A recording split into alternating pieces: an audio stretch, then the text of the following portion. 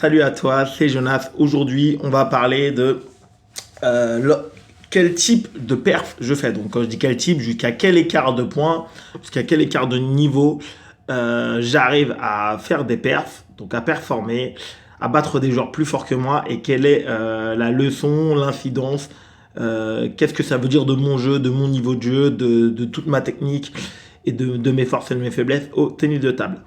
Alors, je vais rentrer dans le détail et je vais prendre deux exemples assez concrets. Donc, je vais me prendre moi et je vais prendre mon meilleur ami au tennis de table.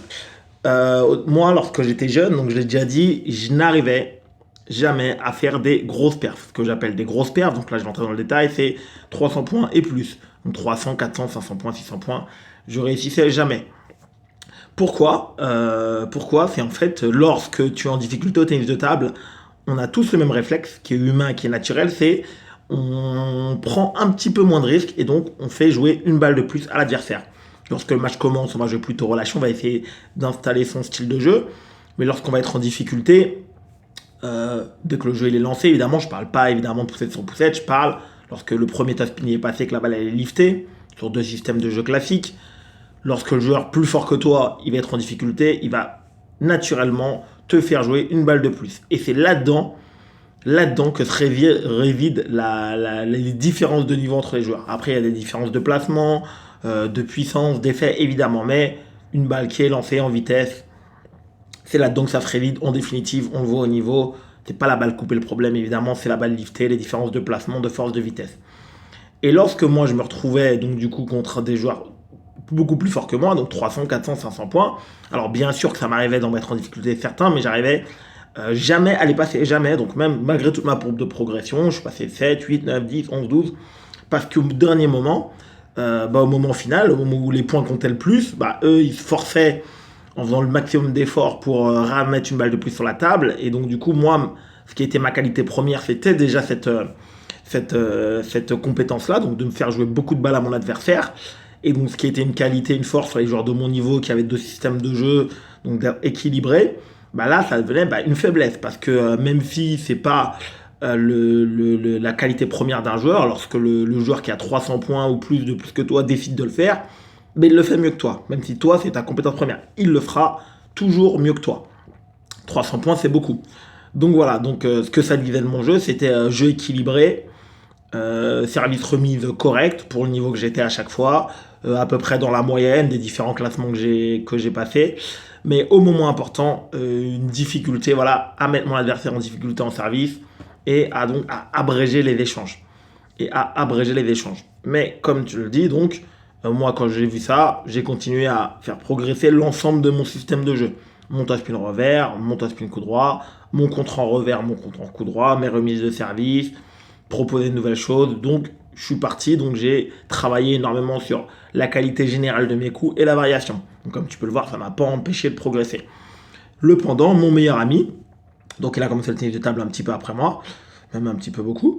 Et du coup, lui, très gros coup droit, très bon service en remise. Et du coup, lui, il a fait beaucoup de grosses perfs. Donc de grosses perfs, des moments où il était à 60, il réussissait à battre des 40, des 35. À l'époque, c'était les anciens classements.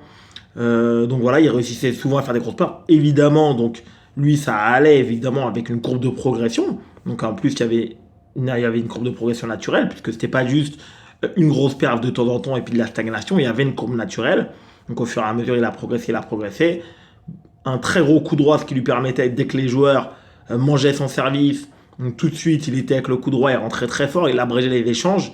Et c'est ce qui lui a permis, notamment, quand tu joues un joueur plus fort, de ne pas se retrouver dans la situation dans laquelle moi j'étais. Donc lui, il était vraiment très mauvais en revers. Et donc du coup, d'abréger les échanges. Donc au final, on a atterri à peu près le même classement, même si aujourd'hui je suis moins fort, lui il est resté à peu près à ce classement-là, entre 600 et 700 français, donc même depuis tout ce temps, même s'il a beaucoup progressé en vert, ce qui peut paraître un petit peu paradoxal, mais voilà. Donc si toi tu es dans le cas par exemple que tu te retrouves dans le cas de mon meilleur ami, tu as un très bon coup droit, tu es un peu plus fort en service remise que la moyenne de ton classement, tous les ans tu réussis au moins à battre un joueur qui a 300, 400 points de plus, mais que tu progresses pas, ça veut dire que malgré une grosse perf, tu refais des contres, tu stagnes, tu n'arrives pas, et pourtant tous les ans tu réussis à battre entre 1 et 3 joueurs, ce qui est déjà énorme, ce qui est déjà vraiment énorme, parce que la majorité des joueurs justement n'y arrivent pas. que 300, 400, 500 points de plus. C'est évidemment beaucoup, beaucoup de niveau technique, mental, d'écart au tennis de table. Si toi, tu réussis à battre au moins un joueur dans ce cas-là, bah, déjà mets-moi en commentaire. Bah, félicitations, c'est vraiment excellent. Et donc, mais par contre, tous les ans, bah, tu stagnes quand même en termes de classement. Donc, évidemment que tu n'es pas sur une courbe de progression. Parce que si tu as pris 200 points mais que tu les bats, bah, là, c'est normal. C'est que effectivement, tu es vraiment en train d'avancer. Mais plutôt que tu stagnes, c'est probablement que tu es très bon en service, donc plus fort que la moyenne de ton niveau. En coup droit, ça veut dire que tu es probablement aussi capable d'abréger les échanges dans les moments clés. Donc, pour éviter que ton adversaire qui soit justement qui joue beaucoup de points, c'est-à-dire que dès qu'il mange ton service, tu es tout de suite capable de punir en un ou deux coups de raquette. En remise de service, tu es évidemment à un niveau qui est à peu près similaire au service pour empêcher exactement le joueur de jouer des premières balles de bonne qualité. C'est que tu prends trop de risques lorsque tu joues des joueurs plus faibles. C'est que justement, toi, tu te mets pas, tu veux jouer la même qualité de balle lorsque tu joues un joueur qui a 400 points ou 500 points ou 300 points de plus que toi, que lorsque le joueur il a le même classement que toi. Et c'est probablement là ton erreur. C'est que forcément, en faisant jouer un peu plus de balles à ton adversaire, donc en réduisant un petit peu la qualité de tes coups, en cherchant des zones un petit peu plus sûres en premier démarrage, en premier bloc, ça suffirait amplement à te faire passer un cap, à prendre 50, 100 points, 150 points, à vraiment te rapprocher. Ça, c'est vraiment le cas où tu réussis tous les ans à faire au moins une grosse perf, qui est déjà bien, au moins une, 300 points et plus, mais que ton niveau, malgré ça, avec le nombre de matchs que tu fais dans l'année, il stagne, tout simplement. Et dans le cas où tu serais plutôt dans mon cas à moi, en fait je progressais à chaque fois en faisant des petites perfs, donc 100, 200 points, 250 points, allez 300 points maximum vraiment, sans mentir. Et à chaque fois, moi, pour progresser, il y avait un classement. Mon classement, je faisais très attention. Et vraiment, je m'arrachais 3 fois plus. Voilà, quand je devais passer un classement, quand je jouais un joueur qui me mettait en difficulté, je m'arrachais sur tous les matchs, mais je m'arrachais encore plus quand le joueur il avait juste le classement en dessous. Parce que je savais qu'effectivement, pour progresser, il fallait que j'arrête de perdre tel type de classement, puis un autre, puis un autre, puis un autre. Et je faisais monter mon niveau de jeu général au fur et à mesure. Donc voilà ce que ça dit de toi, de ton système de jeu.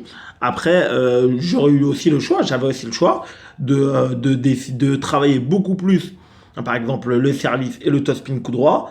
Et rien qu'avec ça, effectivement, si j'avais par exemple fait du panier pour travailler le topspin coup droit, pris le temps de travailler beaucoup plus mon service en individuel, parce que c'est vraiment un levier qui est juste incroyable au tennis de table.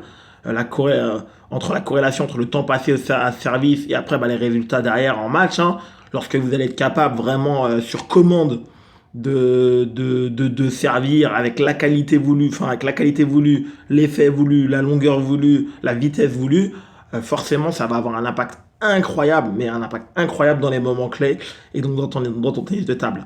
Mets-moi en commentaire, toi, plutôt quelle est ta position? Est-ce que tu es plutôt comme moi? Donc tu fais que des petites perfs. Voilà, et lorsque tu joues des joueurs qui ont 300 points et plus, soit tu te fais exploser bien sûr, soit tu arrives à les mettre en difficulté, mais au moment clé, au moment important, ça passe pas. Tout simplement. Voilà, donc là c'est probablement que tu es dans le même cas que moi, jeu plutôt équilibré, voilà, service et coup droit plutôt correct pour ton niveau, mais pas extraordinaire. Donc là il y a un vrai frein. Ou est-ce que plutôt tu es plutôt dans le cas de mon meilleur ami, très bon service, un gros coup droit. Lorsque les joueurs mangent même 300-400 points de plus, c'est capable d'abréger l'échange en un ou deux coups de raquette. Donc si tu arrives à le faire côté reverse, très bien, mais en général, tu es très très dur techniquement. Donc plutôt côté coup droit. Donc voilà, mets-moi tout ça en commentaire. Et puis comme d'habitude, je te répondrai.